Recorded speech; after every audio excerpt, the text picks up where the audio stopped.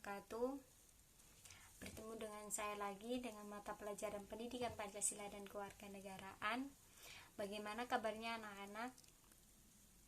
Sudah satu semester yang kebelakang kita tidak bertemu ya, karena adanya pandemi COVID-19. Jangan lupa untuk selalu jaga kesehatan, pakai masker kalau di luar rumah, cuci tangan, dan makan makanan yang bergizi. Mungkin nanti kalau sudah new normal kita akan bertemu kembali di kelas ini. Sudah naik kelas 8 ya ini. Harus semakin pintar. Kita langsung masuk kepada materi ya. Untuk materi pada kelas 8 pada bab 1 ini kita akan belajar mengenai memahami kedudukan dan fungsi Pancasila. Kalian sudah dapat buku paket kan? Kalian bisa membacanya di halaman pertama. Jadi, istilah Pancasila itu pertama kali dicetuskan oleh Insinyur Soekarno pada saat sidang BPUPKI pada tanggal 1 Juni 1945. Beliau mengatakan bahwa Pancasila adalah jiwa dari bangsa Indonesia. Istilah Pancasila itu pertama kali dicetuskan oleh Insinyur Soekarno pada saat sidang pertama BPUPKI pada tanggal 1 Juni 1945. Insinyur Soekarno mengatakan bahwa Pancasila adalah jiwa bangsa Indonesia yang turun-temurun sekian abad lamanya terpendam bisu oleh kebudayaan barat, karena sebelumnya kan kita dijajah oleh kebudayaan bangsa lain, yakni bangsa Portugis, bangsa Belanda, lalu yang terakhir adalah bangsa Jepang. Lalu menurut Muhammad Yamin, yang dinampakkan dengan Pancasila adalah panca yakni 5, sedangkan sila adalah dasar asas, yang artinya bahwa Pancasila adalah 5 dasar atau 5 asas yang dipegang teguh oleh bangsa Indonesia. Lalu fungsi dan peranan Pancasila dijabarkan sebagai berikut, bahwa Pancasila sebagai jiwa bangsa Indonesia. Yang dimaksud dengan Pancasila sebagai jiwa bangsa Indonesia adalah suatu bangsa itu harus memiliki jiwa. Jiwa dari bangsa Indonesia adalah Pancasila. Jadi kita harus memiliki jiwa Pancasila.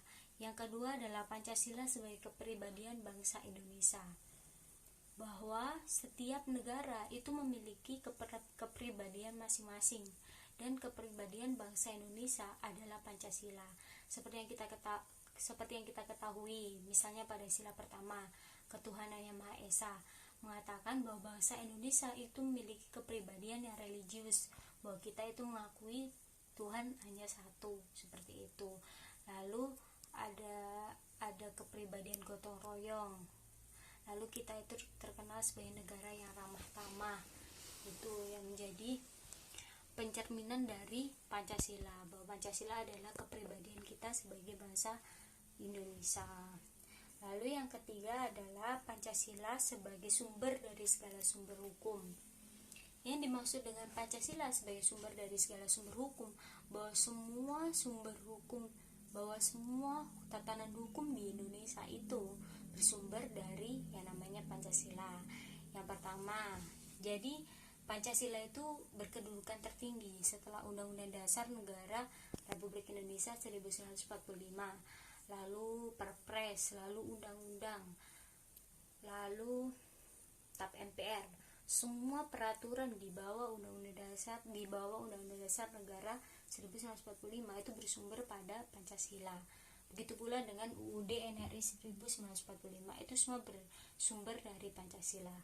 Itu makanya dikatakan bahwa Pancasila adalah sumber dari segala sumber hukum yang ada di Indonesia. Lalu yang keempat adalah Pancasila sebagai perjanjian luhur. Mengapa dikatakan seperti itu? Bahwa Pancasila itu adalah perjanjian Panitia Persiapan Kemerdekaan Indonesia. Namun PPKI adalah badan yang mewakili suara rakyat. Jadi mengapa hal itu dikatakan bahwa Pancasila adalah perjanjian luhur? Karena yang ada di PPKI tersebut adalah wakil dari seluruh rakyat Indonesia. Jadi dikatakan bahwa Pancasila itu perjanjian dari seluruh rakyat Indonesia yang diwakili oleh PPKI. Lalu yang kelima adalah Pancasila sebagai cita-cita dan tujuan bangsa Indonesia. Bahwa di dalam Pancasila itu ada cita-cita dan tujuan bangsa Indonesia, yakni termaktub dalam pembukaan Undang-Undang Dasar Negara 45 pada alinea keempat, tujuan dari negara Indonesia. Jadi di dalam Pancasila tersebut ada cita-cita dan tujuan mengapa negara Indonesia itu didirikan. Yang keenam adalah Pancasila sebagai satu-satunya asas dalam kehidupan berbangsa dan bernegara. Asas dalam berbangsa dan bernegara di Indonesia itu satu-satunya hanyalah Pancasila dan tidak ada yang berhak menggantikannya gitu. Jadi sebagai pedoman kita dalam berbangsa, dalam bernegara. Yang terakhir adalah Pancasila sebagai moral pembangunan. Bahwa Pancasila itu menjadi kerangka tolak ukur, parameter dan tujuan dari pembangunan Indonesia itu sendiri. Jadi seperti itu fungsi dan kedudukan Pancasila. Ada 7. Namun ada fungsi umum dari Pancasila. Hal itu termaktub dalam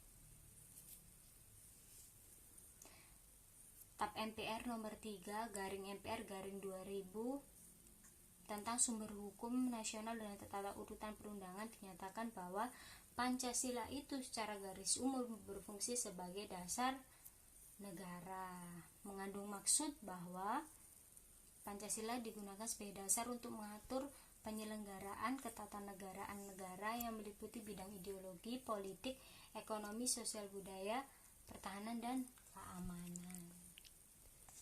Terima kasih.